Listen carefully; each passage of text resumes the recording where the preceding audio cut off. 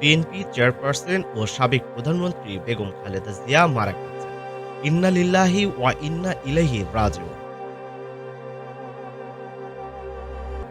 মঙ্গলবার ৩০ ডিসেম্বর ভোর ৬টায় রাজধানীর এভারকেয়ার হাসপাতালে চিকিৎসাধীন অবস্থায় শেষ নিঃশ্বাস ত্যাগ করেন তিনি। তার মৃত্যুতে ফেসবুকে স্ট্যাটাস দিয়েছেন তার ছেলে বিএনপির ভারপ্রাপ্ত চেয়ারম্যান তারেক রহমান। মঙ্গলবার দুপুরে তিনি এই স্ট্যাটাস দেন।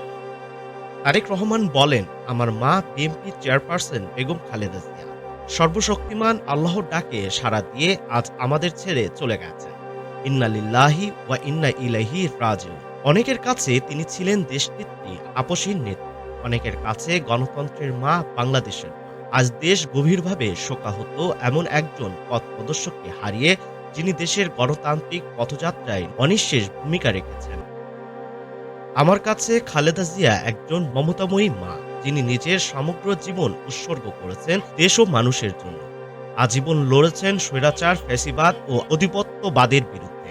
নেতৃত্ব দিয়েছেন স্বাধীনতা, সার্বভৌমত্ব ও গণতন্ত্র প্রতিষ্ঠার সংগ্রামে। ত্যাগ ও সংগ্রামে ভাস্বর হয়েও তিনি ছিলেন পরিবারের সত্যিকারের অভিভাবক। এমন একজন আলোকবর্তিকা যার অপরিসীম ভালোবাসা আমাদের সবচেয়ে কঠিন সময়েও শক্তি ও প্রেরণা জুগিয়েছে। তিনি বারবার গ্রেফতার হয়েছেন, চিকিৎসা থেকে বঞ্চিত হয়েছেন, সর্বোচ্চ নিপীড়নের শিকার হয়েছে। তবুও যন্ত্রণা, একাকিত্ব ও অনিশ্চয়তার মধ্য থেকেও তিনি অদম্য সাহস, সহানুভূতি ও দেশপ্রেম সঞ্চার করেছিলেন পরিবারের প্রতিটি সদস্যের মাঝে। তারেক রহমান বলেন, দেশের জন্য তিনি হারিয়েছেন স্বামী, হারিয়েছেন সন্তান। তাই এই দেশ, এই দেশের মানুষই ছিল তার পরিবার, তার সত্তা, তার অস্তিত্ব। তিনি রেখে গেছেন জনসেবা, ত্যাগ ও সংগ্রামের এক অবিস্মরণীয় ইতিহাস, যা বাংলাদেশের গণতান্ত্রিক পরিক্রমায় চিরস্মরণীয় হয়ে থাকবে।